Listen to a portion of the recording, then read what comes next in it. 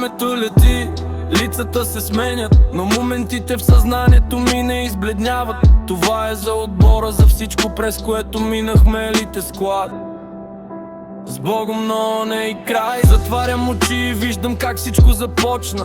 Една идея чиста, една мечта точна. Бяхме елите склади, умрука не просто име. През бури и жега, през най-лютите зими. Смеха ни ехтеше по празните улици нощем.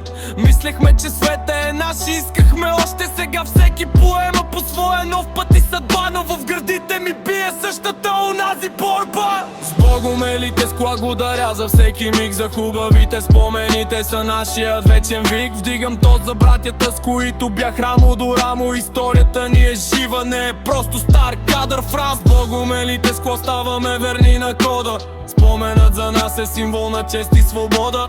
Помниш ли победите, помниш ли загубите тежки? Те ни направиха мъже, учехме се от своите грешки. Всеки един от вас е част от моето ДНК. Няма как да се забрави протегнатата братска ръка. Светът ни разделя, границите стават по-големи, но спомените са мост през пространството и времето. Бяхме най-добрите, бяхме класа, бяхме едно. Посяхме в душите си най-здравото и чисто зърно. Нищо не е приключило, просто се променя. Елите склад не е просто екип, това е състояние на духа, където и да сте. Знайте, че паза всеки спомен до следващия път.